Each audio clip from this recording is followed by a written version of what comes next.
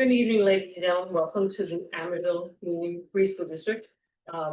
Special Session Board Education Meeting. Today's date is November 12th, and the time is 6:30. Let's inform the meeting to order at 6:31 p.m. Please note where the emergency exits are located within this room for this session of the meeting. And at the meeting tonight is myself, Board President Lisa Johnson, my first Vice President Juan Leon, second Vice President Chris Nearing, trustees Carol Seahawk, Leslie Kretz, and Megan Metzman.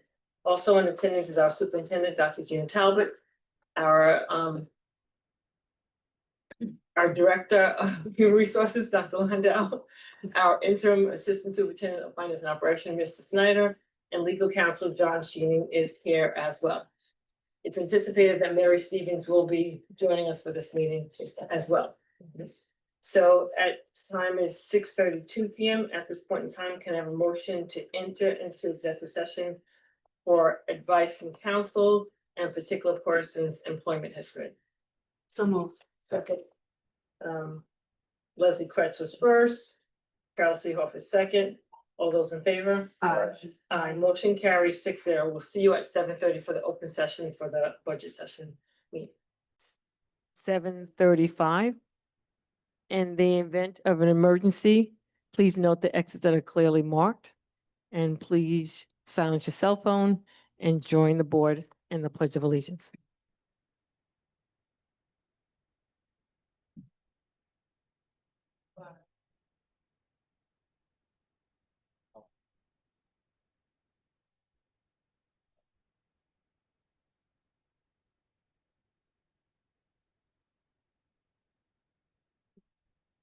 Dr. Talbot, I'm going to turn the meeting over to you.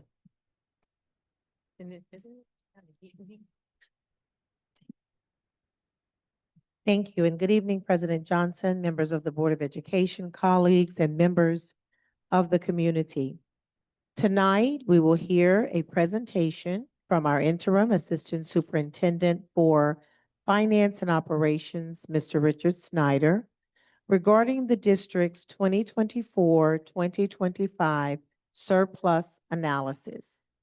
This presentation provides a comprehensive look at the factors that contributed to our current financial position and offers insight into what those results mean as we plan for the future. As many of you may recall, just 2 years ago, Amityville faced significant fiscal challenges, including a multi-million-dollar deficit, tight budgets, leadership turnover in the business office, and cash flow difficulties. Since then, through careful oversight, conservative budgeting, and strategic decision-making, the district's fiscal health has improved to its strongest point in nearly 15 years. While this year's surplus reflects progress, it's essential to understand, as Mr. Snyder will explain, that many of the contributing factors were temporary and cannot be relied upon moving forward. The focus of this evening's presentation is to ensure that we remain disciplined, transparent, and forward-thinking in our financial planning. We continue to move toward greater stability, but we must also prepare for potential future challenges, including changes in state aid and rising operational cost. With that, I'd like to thank our business office team, our cabinet for their contributions, and Mr. Snyder for their ongoing efforts to strengthen our financial operations. Mr. Snyder, the floor is yours.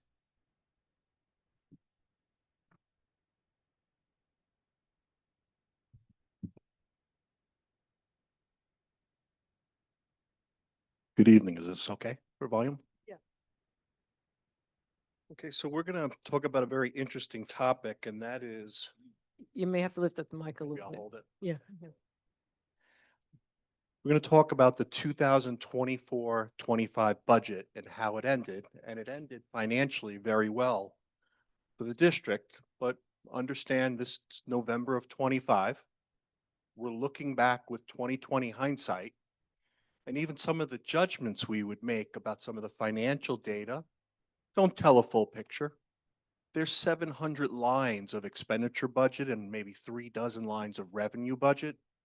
We're looking at big picture items, things that really move the needle. We're not looking at all of them, and we're interpreting. I think I'm about to paint a pretty clear picture about how a significant surplus occurred. But I will tell you, one of the most important things is that surplus continuing in 25-26? Did it roll over? And can we count on any of these surpluses to roll over into the 26-27 budget? Those are bigger questions to me anyway. But I think in order to understand the budget data from 24, we have to remember where the district was between January of 2024 and April of 2024 when we were developing the 24-25 budget. That's important because the mindset of the board, the administration, and the information you had access to dictated a lot of the good things that happened in this budget. So with that, I'm doing some interviews and talking to some people. It's April of 24. We're getting ready to adopt the 24-25 budget and put it before the voters. And the big piece of information you have in front of you, what is front and center with the news, is the 22-23 audit report, which shows a monumental deficit of $8.2 million. The district's finances are in dire trouble. The 23-24 projection, which was done by a financial consultant hired by the state who was sitting here, shows that that budget at that point in time was also very tight, and worry was the common denominator. SCD, to add insult to injury, had notified school districts that they were going to be delayed in handing out state aid, so the district was going to have an even deeper cash flow problem at that time.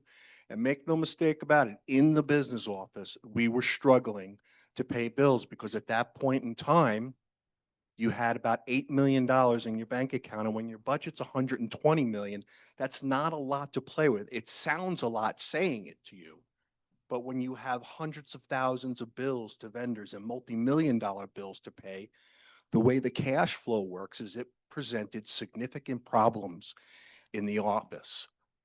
One of the things I found interesting is that the district was denied financing for a revenue generating energy performance contract because there were some concerns about the district's finances. Between that, an SCD consultant who was here monitoring the finances, there was a lot of worry, and you had major collective bargaining agreements that were not settled, and the impact of them financially was weighing large on the administration. The 24-25 budget had to be developed to achieve a surplus. We've spoken about this in the Budget Advisory Committee meetings that I stand here and tell you the budget we're developing is designed to break even, or it's designed to achieve a deficit, or we're designing it to achieve a surplus. It's no different than teachers in the classroom having a plan and then teaching the lesson. And of course, it never goes the way you want. And then we analyze why our plan was wrong. That's how we become better planners. I'm not sure that happens here, but the 26-27 budget we will develop will have a target of achieving a surplus. That is going to be my recommendation to you.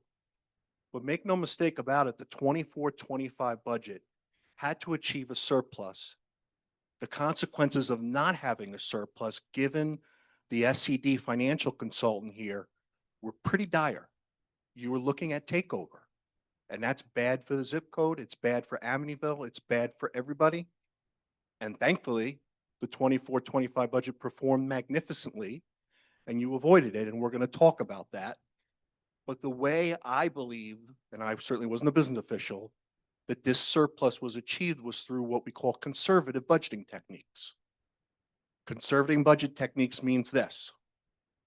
You set your revenue budget here, believing that your actual revenues will come in here higher. And on the expenditure side, the opposite is true. I set my expenditure budgets here, believing that my actual expenditures will come in here. And now between both sides of the budget, I have higher assurances of a surplus. There is clear evidence that the administration did that in 24-25. You see in this slide before, I've now filled in 24-25 data. You see you had a $10.59 million surplus, which is outstanding financial performance. Your fiscal position went from 7%, which is as poor as you could possibly imagine, to 15.7%, which gives you some breathing room.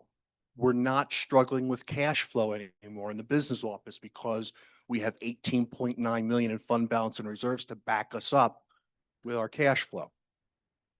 But you can see, looking at the history of your fiscal position, that the fiscal trouble has been happening for well beyond a decade. Going from 17.9% in 10-11 and then dropping to 9% in 16-17, boy, that's a major red flag.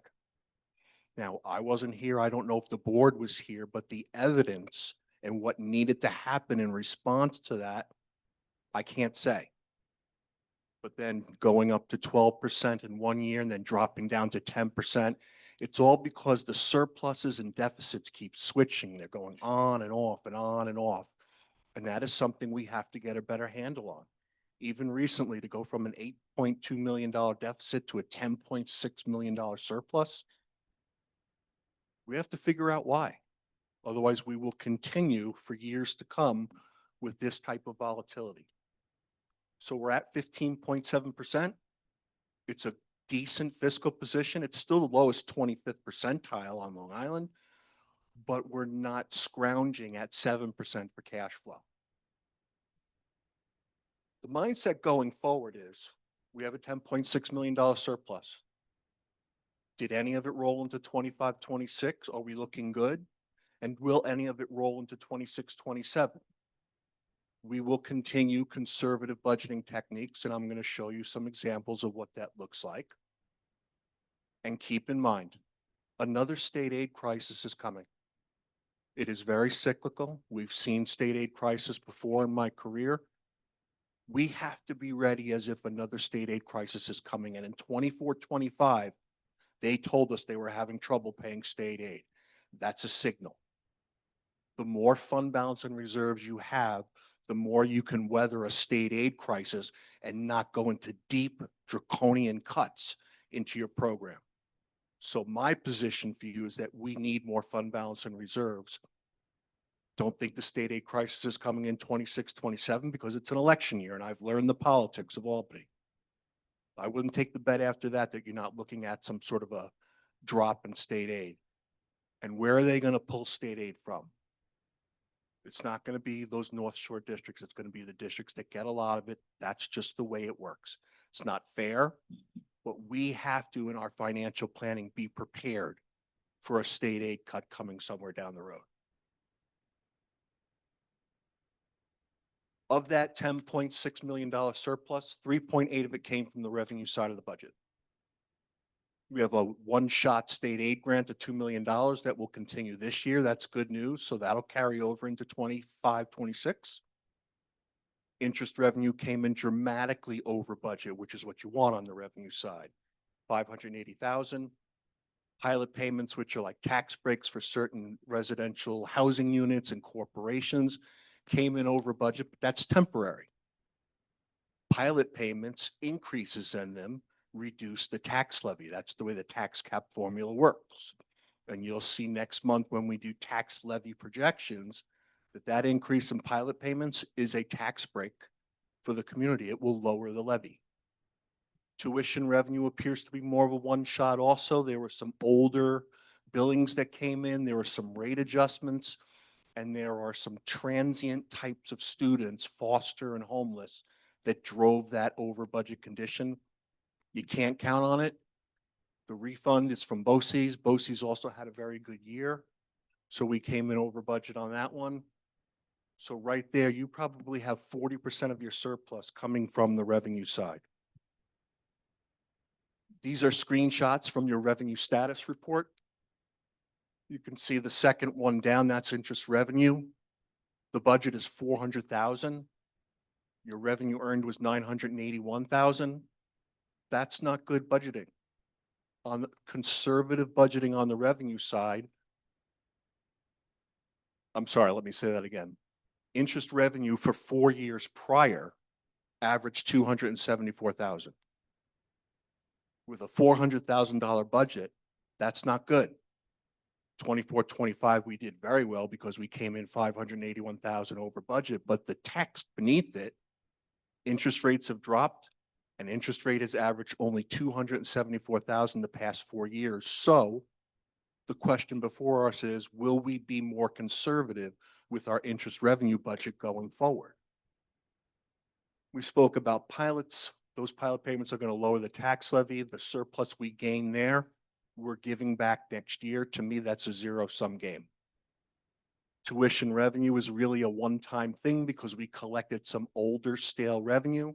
There was a rate adjustment also, and homeless and foster tuitions come and go. You can't expect those students, they're not always here. So I would not count on that type of revenue happening again. And again, look at the history of that code. The budget's been 350,000. The average over the past 4 years was 236,000. That's evidence that the revenue budget is not exactly aligned correctly. BOCES had a great year in 2024-25 for some of the same reasons we did. Benefits, honestly, for BOCES. The budget was at 200,000. We got extra refund from BOCES because they're required by law to share their surpluses with the component districts. We received 564,000. You can't count on BOCES having financial performance like that any more than we can count on having it ourselves. On the expenditure side, $6.8 million is what I've identified in surplus conditions.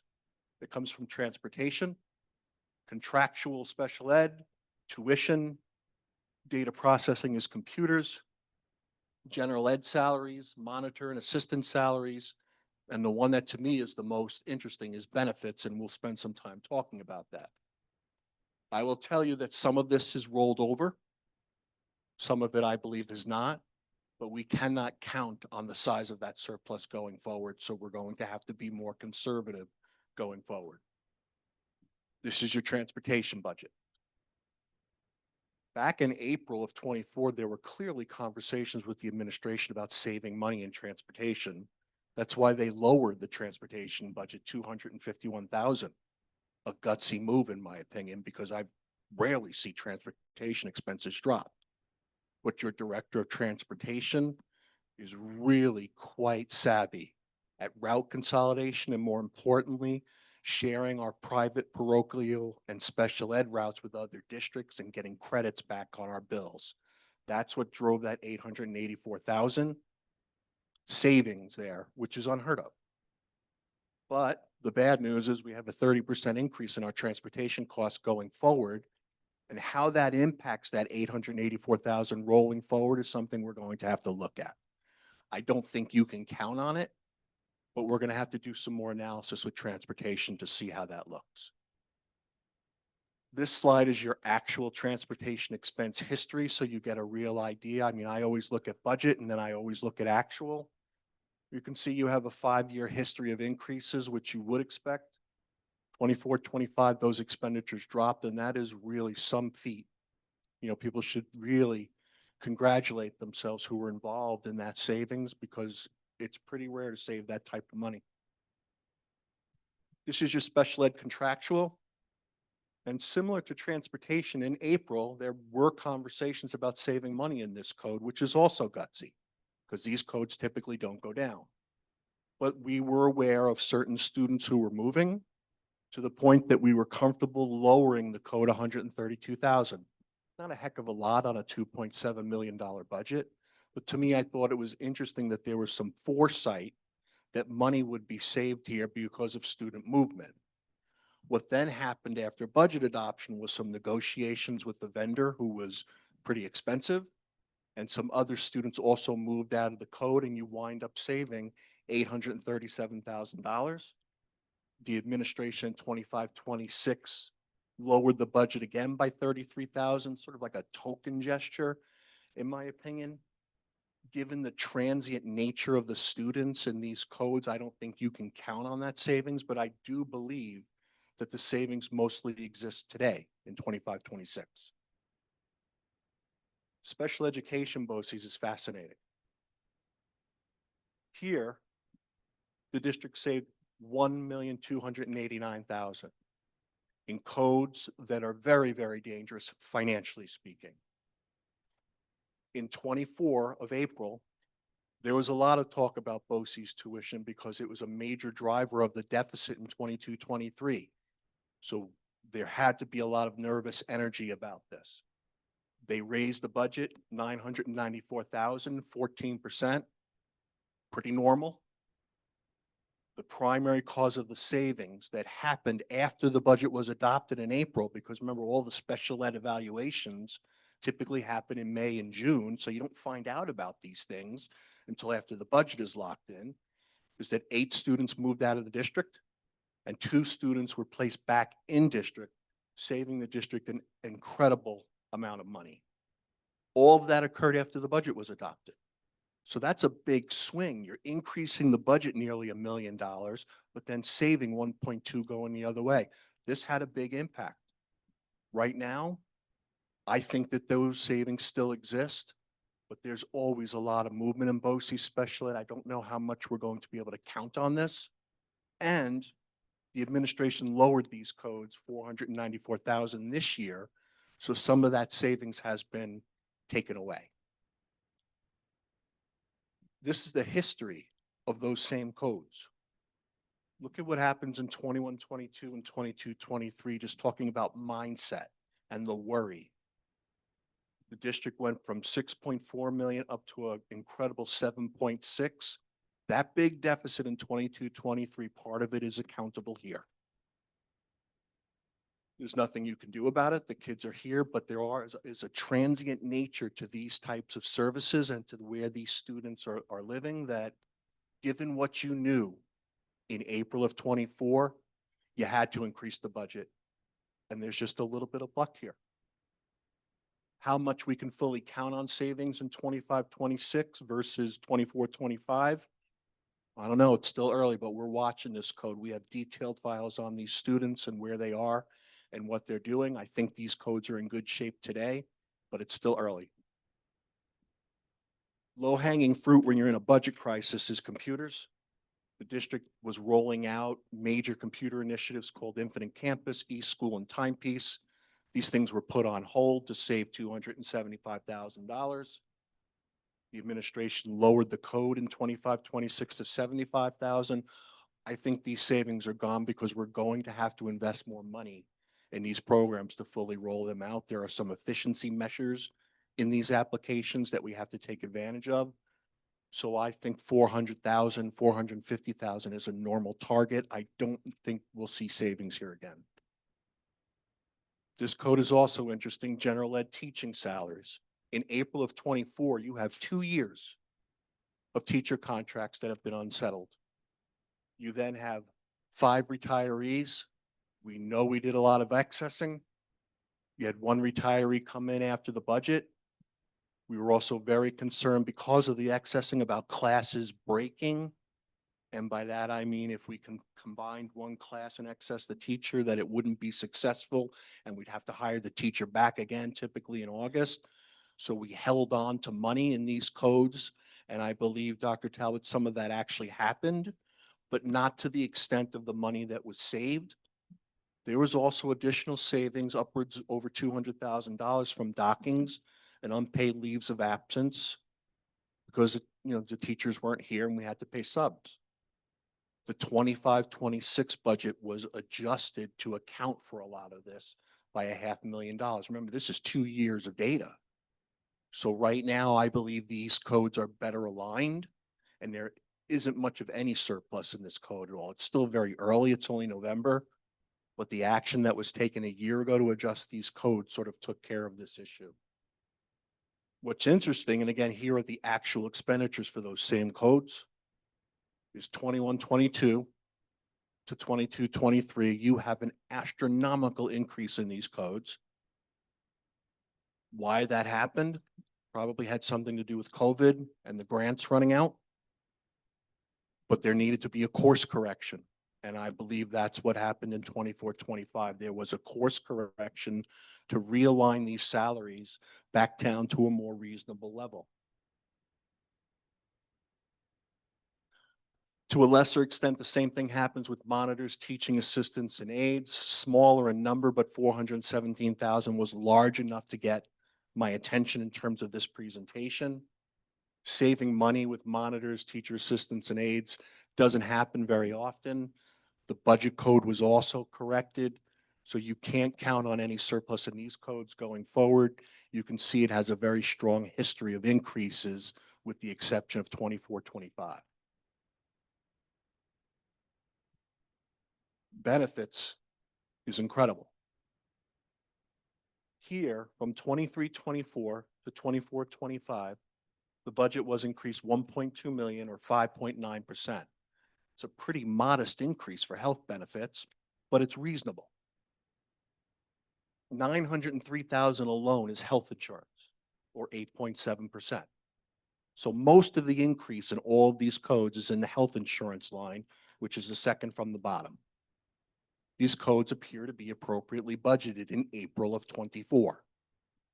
But in April of 24, the administration has to guess what health insurance rates are going to be in 25. Happens every year. We have to guess in April, this April of 26, what 27 health premiums are going to be. This is the data the administration had in April of 24. 3 years of double-digit increases in health insurance premiums, which in the world of education is normal, unfortunately. Health insurance typically increases by double digits. But what happens is NISHIP, which is really the state, comes in and says individual premiums are only going up 2.3%. And to the incredible amazement of every business official on Long Island, the family premiums were zero.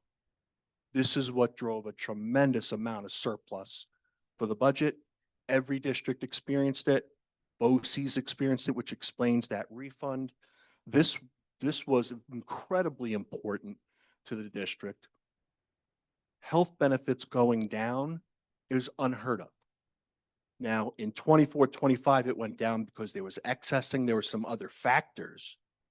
But make no mistake about it, a 0% increase in family premium and only 2.3 has a major impact on the surplus that happened. Just as a recap, 3.8 million of the surplus came from revenue. You have the detail. I've accounted for 6.8 of surplus on the expenditure side.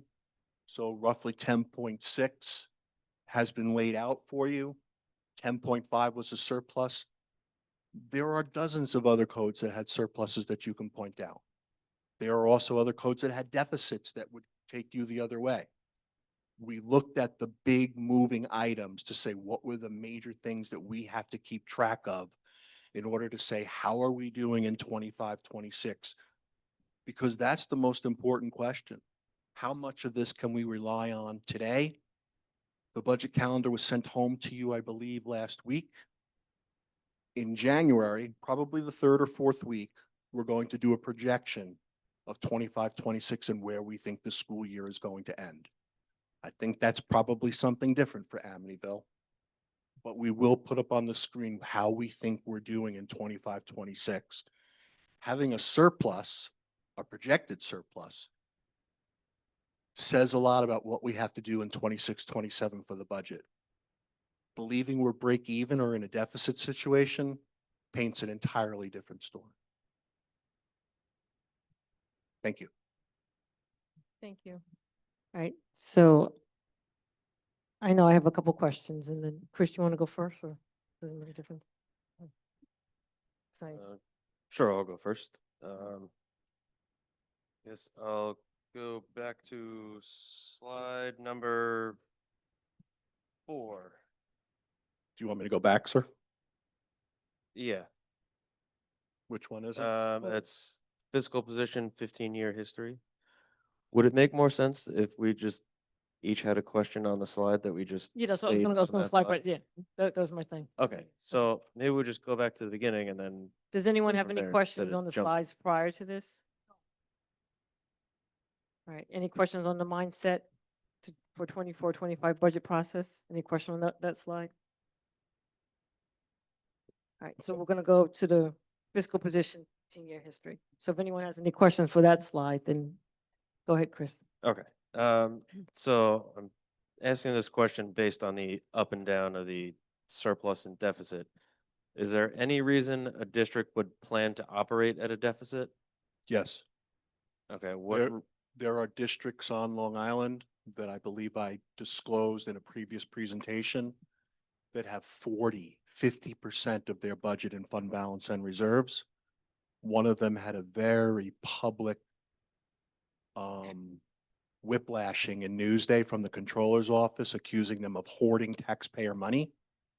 Those are districts that should design a budget to achieve a deficit because they have to give it back. That's okay, one way to give it back. Lowering your levy is another way to give it back. But to me, if you're over, I'll give you a ballpark, 35% fiscal position, you're probably in a position where you either have to start designing budgets to achieve a deficit or take some other measures to lower that because the controller's office will not look at you favorably having a fiscal position that high.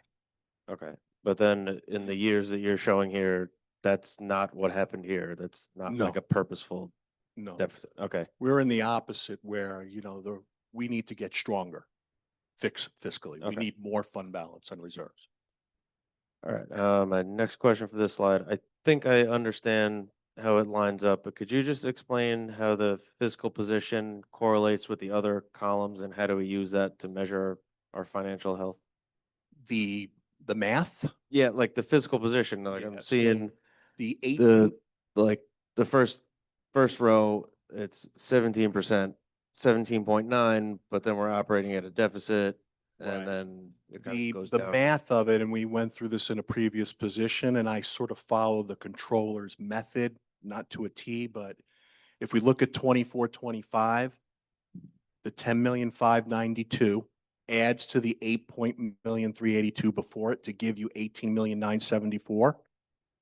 That 18,974,000 is divided by the next year's budget, which is 120,775,000 to arrive at 15.7%. So the budget year is shifted one column. I do that just to be consistent Okay, with what I learned at a controllers conference. all right. There are other ways to do it. You can go right across and just do the math simply. It's not going to change very much the interpretation of the data. But I am taking the next year's budget number as the divisor. Okay, thank you. Are That's there all I any, had for that one. any other questions on this particular I slide? think, I don't have a question. I'm just going to ask you to clarify for the community. The 24-25, 10 million in surplus. You mentioned that there would have been a takeover if we would have been in a deficit. Could you explain for the sake of the community exactly if this would have been a negative number again, what would have happened? It's opinion. I acknowledge I'm giving you opinion, but you had a fiscal consultant here that was put in here by the state and funded by the state back when your fiscal position went to 7.3%. That big deficit, I believe, in 22-23 was probably the issue that brought them here. And having only 7% is very dangerous. We saw it in the business office. So, I said that the 24-25 budget had to be successful. It had to generate a surplus because with the fiscal consultant here, I'll keep the names out of it, he was concerned about 23-24, and look what happened. Very small, $195,000. That's small. To have a deficit and to lower that fiscal position some more, in my opinion, would have invited state receivership. Thank Which you. means that the state comes in, they get an office and, the authority they have over business affairs and over board agendas, you just don't want to go there. It's not good for the zip code. It's not good. And I think we've avoided it, but the state can do what the state wants to do. But it would have been very dangerous to have a deficit in 24-25. Leslie, did you have a question on this Yeah, slide? a couple, just, first one, did we, Just speak a little bit more into the have mic. we received the $2 million from the state yet? No, No, okay. this year. So, No, not yet. but this $10 million surplus is counting the 2 million. That 10.5 million counted the $2 million from 24-25. Right, okay. We have not Oh, received the 25-26 2 million yet. all right, understandable. I have to say, I mean, it was a very good presentation. And looking at the history of the deficits and low fiscal position in the past 15 years and the fiscal, percentages, it really is an eye opener. The 15.7% that we're at now, would you call that healthy? It's in the lowest 25th percentile. Again, if you look back at the presentation, I forget if it was the last board meeting or the meeting before that. I put up all 120 Long Island school districts, Mhm. and 15% would have put you in the bottom 30. So it's in the lowest 25th percentile. Low. Okay. I wouldn't say it's healthy, If we but I just look wouldn't at say the- it's critical it's condition either. critical, right? But it's We not don't want to healthy. we don't want to go lower again. We want to keep on climbing a little bit. No, that's not my opinion, ma'am. No, I don't want, Okay. I don't want that. So the surplus that we do have, what I know, one of the recommendations was to keep it in the fund balance or put in the fund balance. Just speak more into the mic. Oh, into the fund balance. So how would that affect what would we have to do to keep that much money in our fund balance? Because isn't it 4%? Am I saying it right? Your, Generally, your fund balance account is supposed to be 4% of your budget, right, and right now it's more than 4%. right. So if I'm understanding the question, what do we do with What that? would we have to do to keep it higher than 4%? Because I know this. You can't. You can't. You have to bring it down to 4%, and the board, and I think this came up in audit committee, Right, that to fund your reserves with that excess would be a resolution. okay. And we have to sort of talk about what the board wants to do. But Thank to correct the fund balance and bring it down to 4% would be a resolution to transfer that excess amount to other Sure. reserves. I gave you a report, I believe, a week or two ago about your fund balance and Mhm. reserves. So there's some ideas there, but it is a board decision. Thank you. So on this same slide, just a quick question.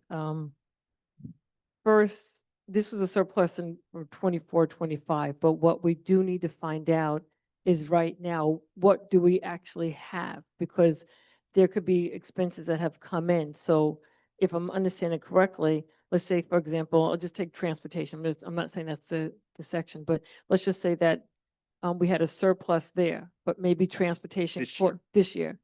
But maybe transportation is going to be coming in for this year and we're going to be paying out expenses. So how could we really move any money over to any reserves without really knowing what our expenditures are? That's my question. Do we have to wait it until a certain point in time before we move anything around? That's the question. The excess money in the fund balance account is already there.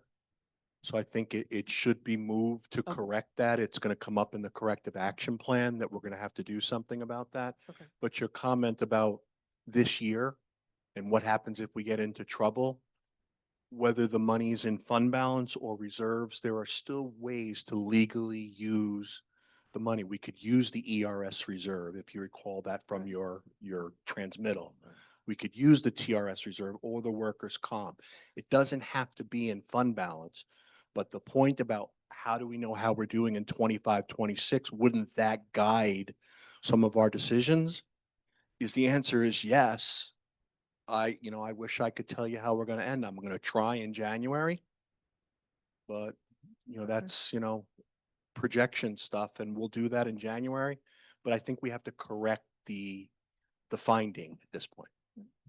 Juan or Megan, do you have any questions on this Yes. slide? Just on this slide. just So, on- so my question is this, well, to comment on what President Johnson said, I tried to do a little bit of research today on real property tax law, section 1318. And just so you know, I mean, I wish our attorney was here today, but the Commissioner of Education in the past has already made the opinion that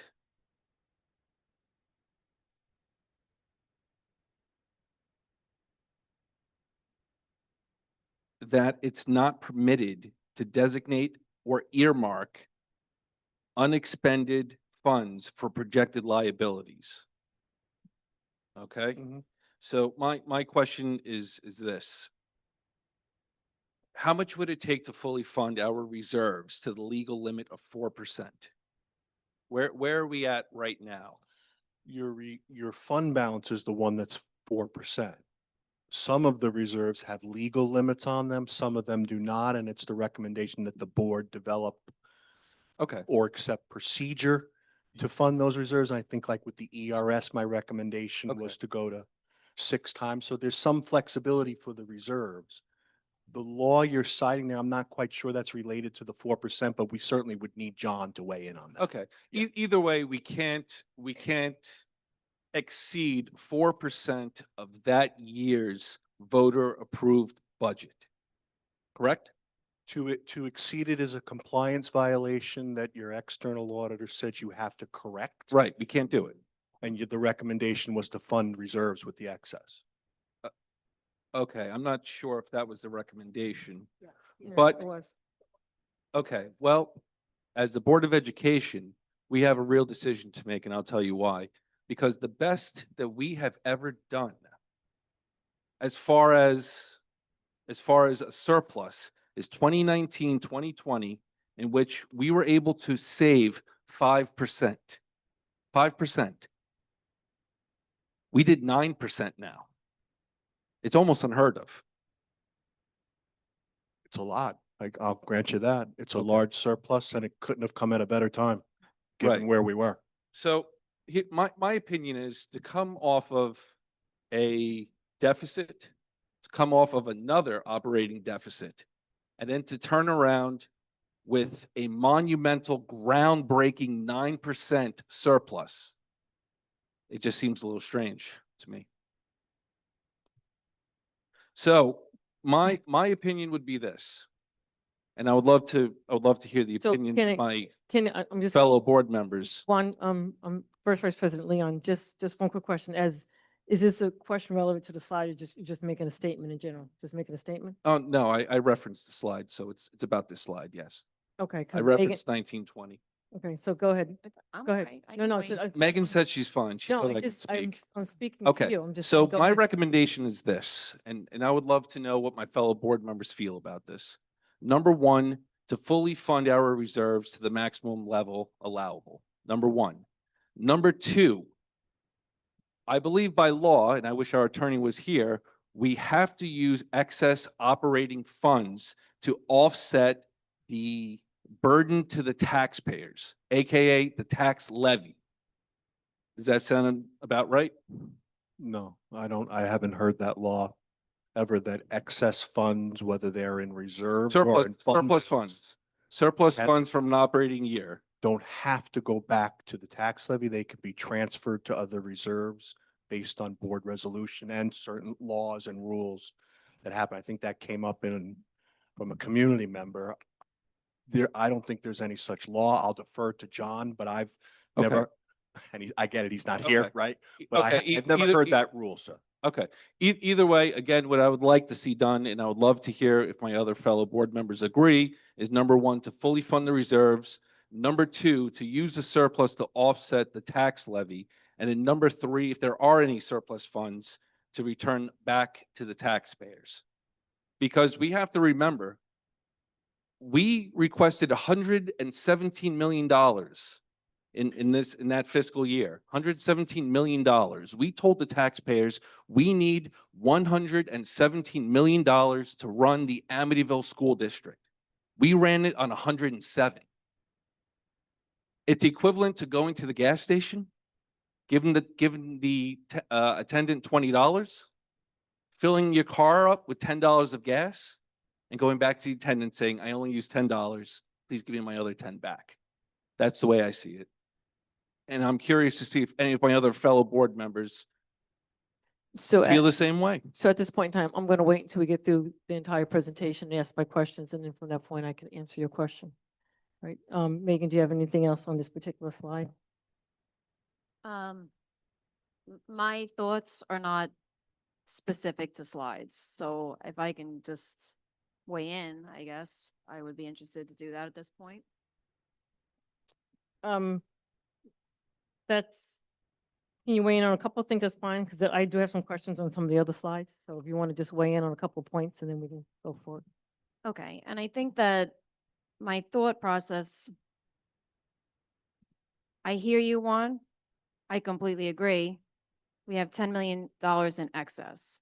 So at this point in time, I would ask the Board of Education to reconsider the proposed timeline, because I think that we need to know next week, what is our estimate to complete for this school year?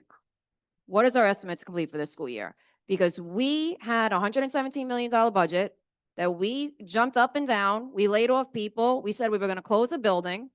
We needed to increase the budget, but then we closed with the $10.5 million in excess. So we haven't hired people back. We left the building open. So we haven't made any big changes. So what is our projection for the end of this school year? And I hear you, Mr. Schneider, you're going through and you're kind of saying, like, I think we're not going to have excess here and we might have excess there, and it's a projection. But I think at this point, like, we need to know, in order to enter into budgeting and planning, how are we going to end this year? So in order for us to think holistically about how much money do we want to put into reserves, and do we want to reduce the tax burden, or do we want to hire back staff, or do we want to, offer extra help, or whatever else is that our students really need right now, because our community approved a budget and we didn't spend it all. And the community approved the budget for the students of the district. So I think, like, I don't want to wait until January to know what your projected end of year is, because we sort of played this game last year and we were told over and over and over again that we were going to end the year with $2 million in excess. And we ended the year at $10.5 million in excess.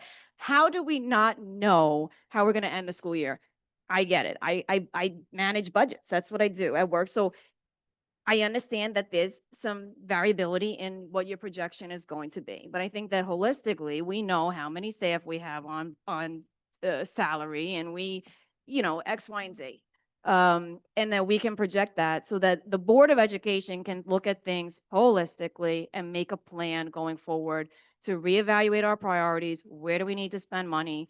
At this time last year, I thought that, and I was hoping that today we would start to hear, what do the buildings need? Where are their deficits? Like, do we have classes with 31 plus students or more? Do we want to look at correcting that now midstream? Because that would be a direct positive benefit to the teachers and the students in that situation. So, we started in July, we started talking about, when do we want to have these presentations?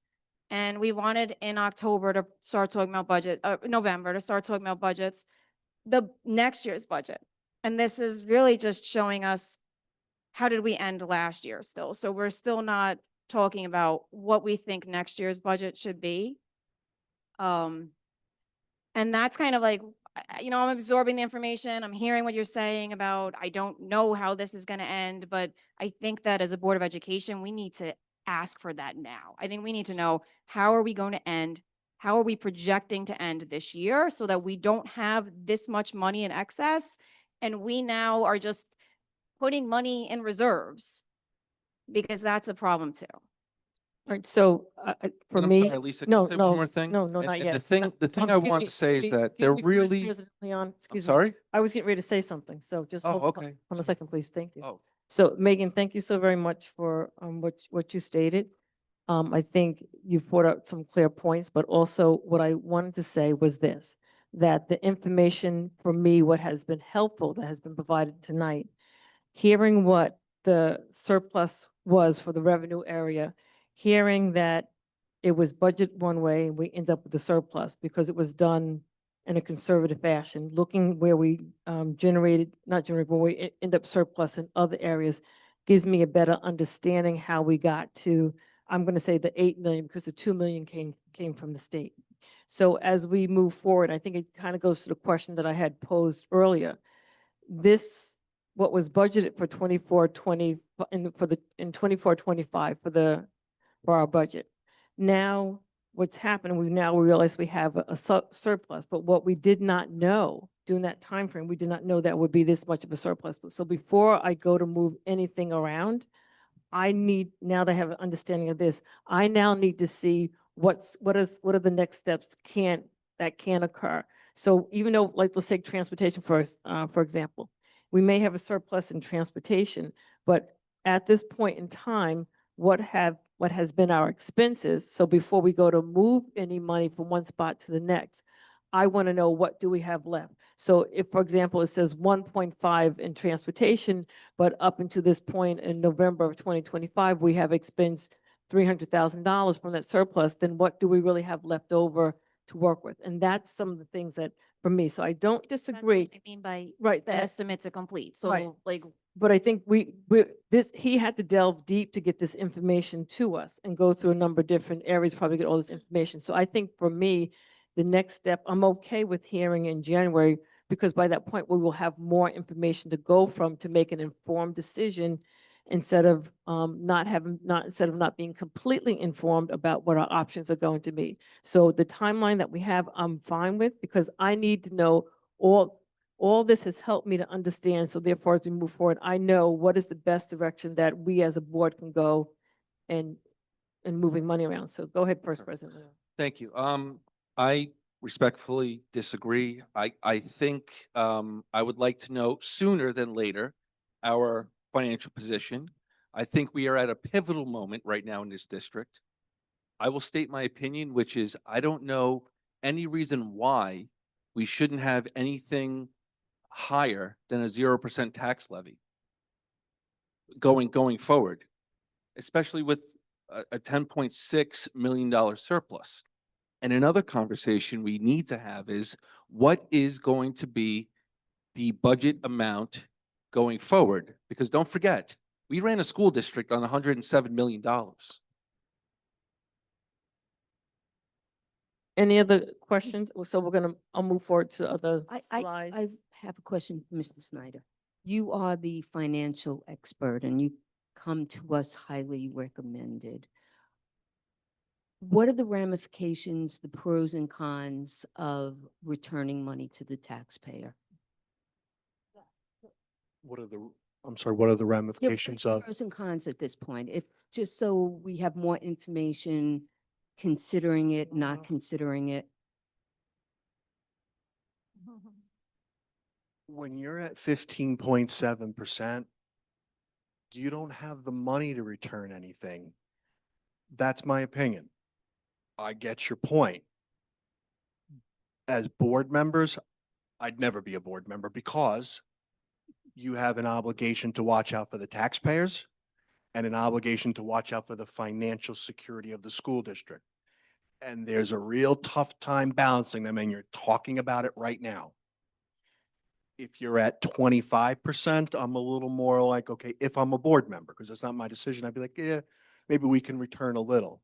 But at 15, with what I believe is a state aid crisis looming, and with the volatility of those results in the past, and without us having a firm handle on it, I wouldn't, it's not my position to not advise it.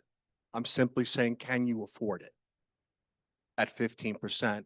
And what would the impact be? I mean, we could run those numbers to say, if we gave back $5 million, what does it mean to the average assessed value home? What is that meaning to the taxpayer versus lowering your fiscal position by $5 million? It could be an interesting analysis. I like that. So, But I still wouldn't recommend it at 15.7%. But again, I respect the fact that, please understand, it's not my call. I Right. understand. But Thank this is where the discussions should take place, right here. This is it. So let me ask you something else. And this is an honest question. Have you seen state aid go down? Yes. Oh, yeah. Okay. There were massive state aid cuts in 2010, 11, and 11, 12 that led to those deficits, sir, and Mhm. drove several districts close to bankruptcy. There was also some state aid take back, I believe, in 17, 18, 18, 19. Mhm. And it's always the districts that get the most state aid that get hurt the worst, because that's where all the money is. Understood. And I know that. Yes, I do believe that you will see reductions in state aid at some point in the future because the state's already signaling they have problems. And given the relationship between Albany and Washington DC, I think you're going to see state aid cuts at some point in the future. Okay. So look, But that's opinion. I understand. And I think we share the same goal, which I've heard you say before, which is to smooth out that annual surplus deficit because you see it widely fluctuating, widely fluctuating. To me, that says that we don't have a true handle on some of our finances, and there's always a lot of variables that flex. So how, in your opinion, how do we smooth out the annual surplus deficit that we see on our screen, which fluctuates drastically from running a deficit, it looks like, of $8.1 million in 22-23 to overcoming that and running a record-breaking surplus of 10.5? How do we smooth this out? You have to stabilize your central administration, sir. All right, thank you. So I'm gonna move on to, I'm Can sorry. Go I ahead. just have a thought to build on what Juan's saying and just to kind of tie my point to your point.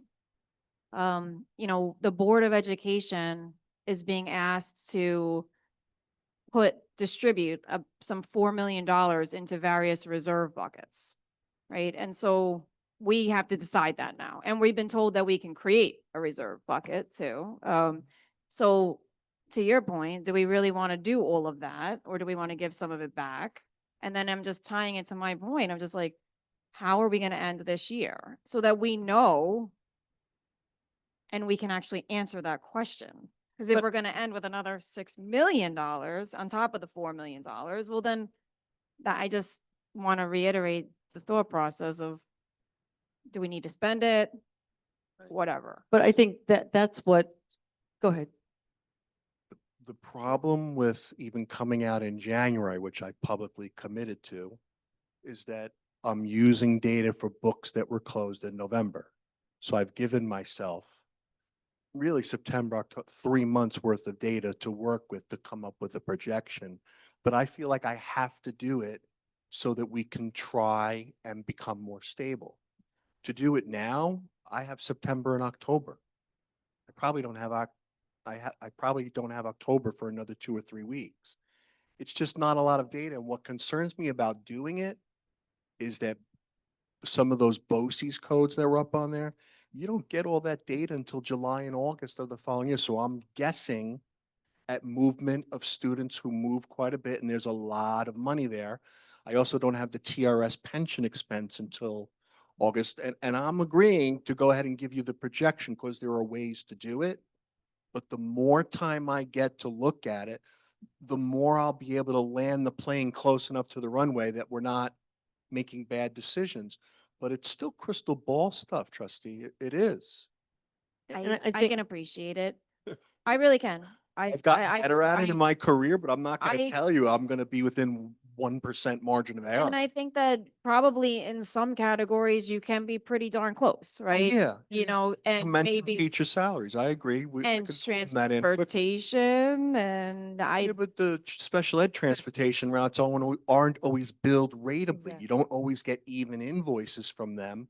And sharing credits, which is how we saved money in 24-25, do not get put on your bills until much later on. Mhm. But So, the big chunk of the transportation is not, can. right? Like, that's what I'm but if saying. I like, overestimate No, that and say we're going to spend this much and then the credits come in and voila, we've got a much bigger surplus. You know, I know how I look in public session doing that, but I've told Dr. Talbot, we have to do this. Mhm. We have to do it. Right, so I have some questions from some of the slides. So I just want to ask if we can go through the slides to ask the questions. So I'm just going to go through and see if anyone has any additional questions. So I think we were at 24-25 revenue surplus summary. Any questions on that particular slide? This one or the Yeah, detail? this one. This one? Yeah, that one. Any questions on that one? Yeah, I got I know on a future slide, you're saying that the pilots are unknown. Is there any way that to find out what the pilot agreements are? Does the public have any access to those in any way? Cause I feel like it's an agreement with a government agency. Trustee Naring? I wish. A couple of years ago, I reported directly to the Commissioner of Education that he needs to step in and force townships to provide pilot data to school districts so that we can appropriately plan our tax levies. Right, like And they nothing must, happened. they must know what they are and they plan accordingly, but And they grant them. So how about the IDA, which is a separate administrative agency that guides these things, provides us with the pilot payments that they've awarded, at least for a 5 or 10-year period, so that we can plan our tax levy? Sounds like a wonderful idea. We don't get it. We get what we get, and then we adjust the levy subsequently. It's not done in real time. The extra money we earned in 24, 25 will adjust the 26, 27 tax levy. There's no other way to handle it except to lag it. so really, we don't even know if the amount that we received is the correct amount. Yeah. Like, We don't know if there's some new pilot getting awarded today that's gonna have, and I think Dr. Landau pointed this out at CBAC, that's gonna have 50 kids in the development that are gonna move in. We don't know if a major business pilot's going to expire and come off the rolls and leave us short in 1 year. And then 2 years later, I've got to put it on the levy and it spikes the levy, and we'll look at that formula next month.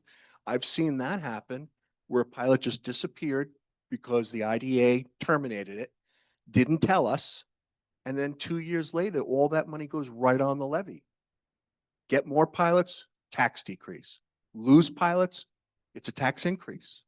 It's a zero. That surplus from the pilots is going to get wiped out in 26, 27.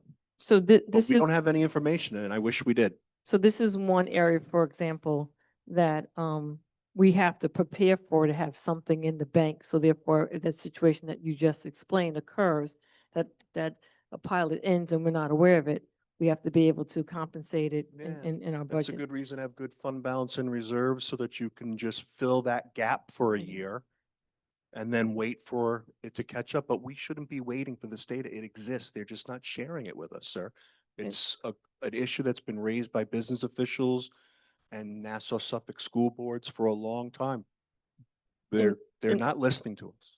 And so even with, on this slide here, like even with the days, with the day school tuition, that amount, we came over $427,000. But once again, it's being as a transient population, we don't know what's going to happen. We don't know who's coming in, who's coming out. We have no, And some of it is older revenue that finally got paid. okay, So I view that as mostly a one shot. There might be a slight uptick, gotcha. but you're not okay, going to see a 427,000 over budget condition this year, I believe, based Okay, on what I know today. all right. And with our interest and earnings, once again, that, And that's a tough one, right? we don't know, okay. Interest rates are dropping, but we have more cash on hand. How they offset each other, we'll have to see how that looks. We have 10.5 million more dollars in the bank, but we also borrowed less on the TAN, if you remember. Right. We borrowed less, so our cash position has fluctuated a little bit and interest rates are dropping. We're gonna have to look at that correctly because I think that interest revenue code has to be corrected because it has come up short many years. Another question I have for the other state aid, that's the money that we received, Yes, ma'am. right? So why did it go up like $400,000? Was that just, Because it was budgeted. okay, We knew that 2 million was coming in 24, 25, and it was put in the budget. but where did, Therefore- But it was a one shot, so I'm including the revenue earned, 2 million, but the other 400,000 was miscellaneous oh, okay. revenue that I discounted. I'm only counting the 2 million grant. Okay, Because we typically will pick up a couple of 100,000 of miscellaneous state aid from year to year. okay, that was I wasn't too sure whether or not, Yeah. okay. And can I ask a question about this in the pilot and the Long Island Power Authority? So if I'm reading this correctly, if I'm not, please correct me. The revised budget, is that $220,000? Yes, sir. Okay. Revenue earned, is that what we actually received? Correct. Okay. Unearned revenue, is that anticipated revenue that we did not receive? It's a poorly worded column, but it's It is. just the different, I agree, it's poorly worded, but it's, I'm just giving you the screenshot of the revenue. That's spent. why I'm asking, what is that? That it's just how you did. Meaning in Yes, the we can- pilot revenue, we came up $68,000 short. Short. Than what we anticipated? Correct, which was Right. 220. Right. So just, So it's poorly worded. that's okay. But just before we put an enormous amount of focus on this pilot, the total is $220,000 on a budget of 117 and some change million dollars. It's a fraction of 1%. Right. It's 1/10 of 1%. It's up there because the total between, you could see the other pilot payments came in over I know. budget, $500,000. I know. So it got my attention in terms of the top movers, and Right. it's going to lower the tax levy next year. Right. So now that you have this information, how did this affect, it's not even a big deal, but how did this affect your budgeting for pilots the year after this? No Hope- clue. Hope is not a great budgeting technique. I hope that I'm going to get the same amount again, maybe a little bit more. But it has a pilot fallen off of the books. What, They don't tell us. Right. That's what My- Trustee Naring and I were my talking. question is, have you revised your revised budget or the amount that's budgeted from 24-25, or will you? I don't To, know. to lower it, you know? It's a good question. Okay. I'm gonna have to revise the tax levy in 26, 27 and lower it by this amount because that's the law. So there will be a talk about giving money back. There's $430,000 that's going back. I guess it's not really a lot, but that's going back to the taxpayer. But in 25, 26, what am I gonna get? Don't know, sir. Because they don't tell us. any other questions on this slide? Or can we move on to the next one in terms of transportation expenditure and surplus detail? Right. Actually, I'm going to jump to the next one because that one, The next one, yeah.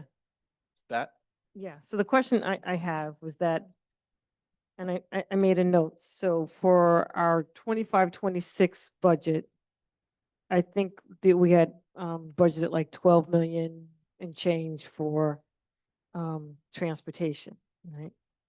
And that reflected, did we get that amount for the 25-26 year? How did we get that amount? Because I know you said it went up 30%, right? So did they multiply the 30% by the previous year transportation costs? And that's how they went up to the 12 point, because I thought it was going to be a 28% increase. 30% was applied to the 24, That was my 25 question, budget okay. number of Okay. 9,785,953.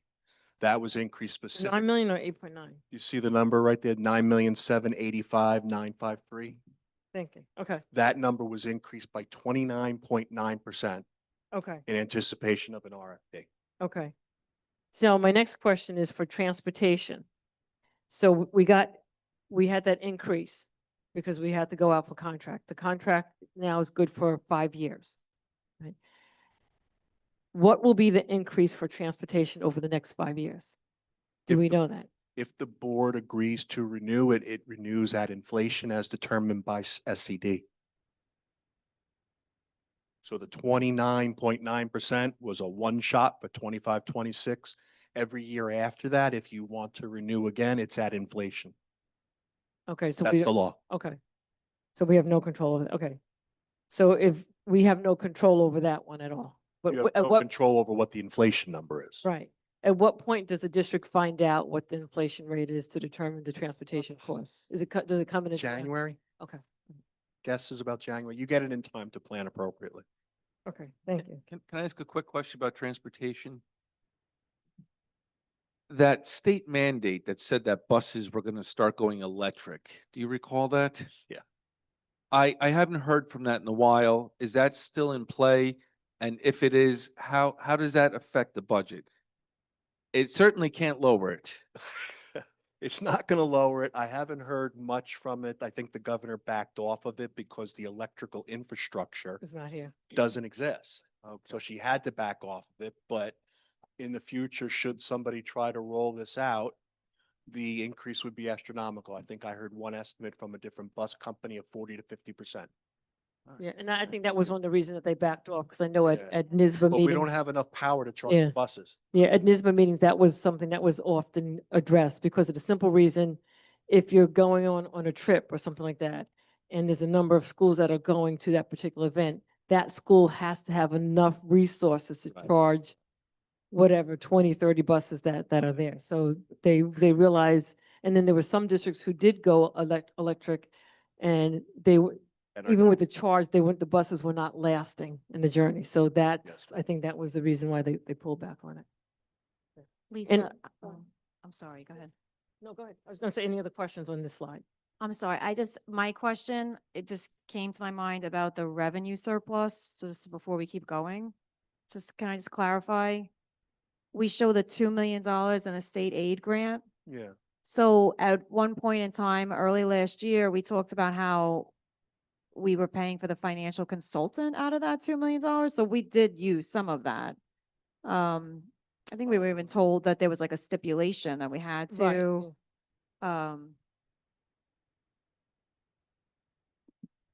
So I think the There- question is, how was he paid and how can that amount still be in the calculation, that full amount? Right. Thank you for, yes, Do you understand? that- completing my thought, I guess. the expenditure of the consultant would come on the expenditure side of the budget. I don't know Oh, where that okay. is. I didn't look at it. The revenue side is the revenue side. So the I $2 see, because we're million looking at, I'm Yeah. sorry, go ahead. All right. the $2 million was given in totality, and extracted from the 2 million was 175,000 set aside for the financial consultant. Okay, thank you. I was not remembering that number. Thank you. I don't know where that is on the expenditure side. Right, It right, had right. to be there. I just don't know where it was booked. And is the $2 million for this year, is there any stipulations associated with it? No. No, the $2 million was given for the intention of Northeast. Okay. But there's no stipulation. There's no, No right, stipulations Thank you. associated with it. right. So any other questions? Can we go to the 24, Thank you. 25 operating surplus slide? Keep Which one, ma'am? going. But yeah, special education. Any one? go back one? That one. Yeah, any questions on this slide, anyone? I think the only question I had in terms of it's, so you have OT, PT, and support services. Just what is meant by support services, just for a clarification? It could be anything other than OTPT, but the predominantly most of those expenditures would be autism related and parent training. Probably some other stuff I'd have to defer to Dr. Stevens and Dr. Talbert, but I know that autism is a big driver in that code. In that particular area there was a vendor providing services to students at an astronomical rate. Actually, the business official and myself met with the vendor to request accountability, sign in sheets, verification of services. As we continue to delve down that path, it was understood that services needed to occur based upon IEPs that were verified. And so some adjustments were made based on the requirements of IEPs, and those services were then rendered accordingly. Okay. Thank you. Any other questions on this slide? All right, going to the next one. Any questions on this one?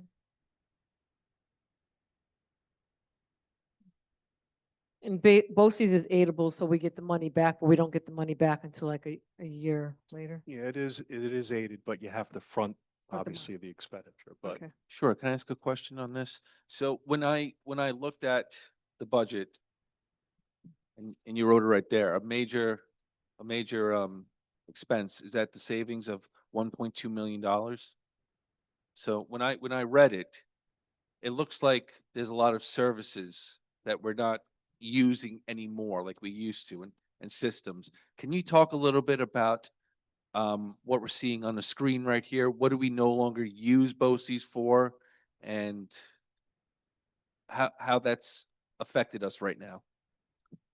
So a question honestly for the special ed director, I can tell you in general Okay, that based on the movement of students, if you see BOCES Op Center 3, that's a big code, and Nassau BOCES handicap and BOCES 2 handicap. You know, those are codes where, you know, some of your most disabled youngsters are going.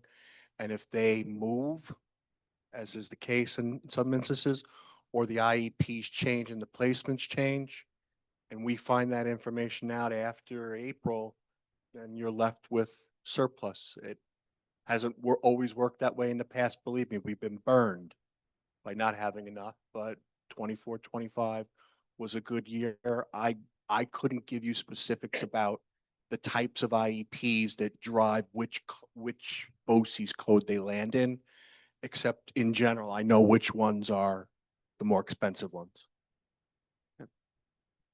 Any other questions on this slide or the next slide? Go ahead.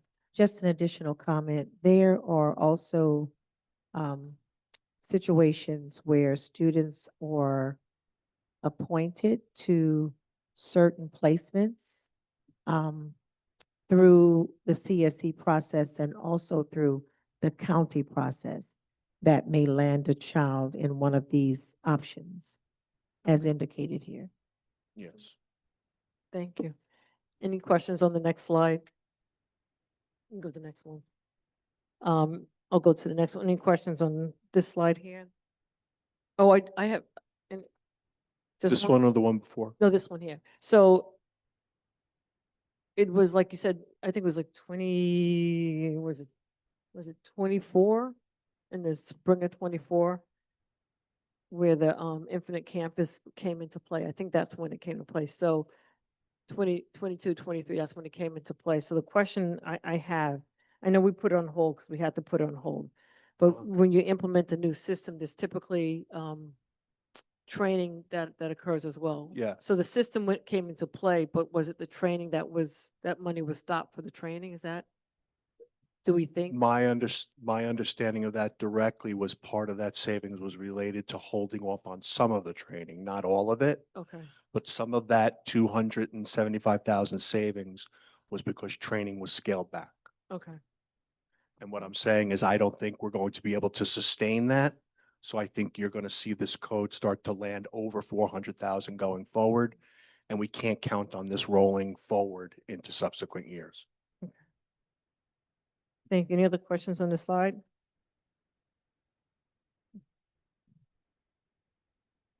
Next slide, any questions on this slide?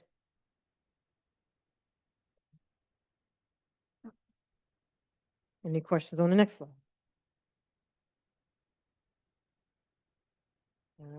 Go to the next one. Any questions? Oh, monitors are paid, they're paid hourly, right? The monitors hourly, right? Monitors and aides are paid hourly. So that's not, so it's not like a big area, for example, that if someone's not paid hourly, it's not like we're gonna have a lot of savings in that area, correct? It just so happened that in this year, I believe there was some excessing that happened with these positions. So you generated some savings, and hourly employees, you know, sometimes there's savings around holidays and in June with these that did contribute a little bit to that savings. It was just enough to make the threshold of what I was putting in the presentation at 417,000. All right. I'll move on to the next slide. Next slide. Any questions with the, I do have questions about benefits, but does anyone have any questions about benefits? I have a question on this slide. Okay. So I see there was a transfer out on the health insurance line of about $1 million. I know you weren't here when that transfer was made. Would you happen to know where that got transferred to?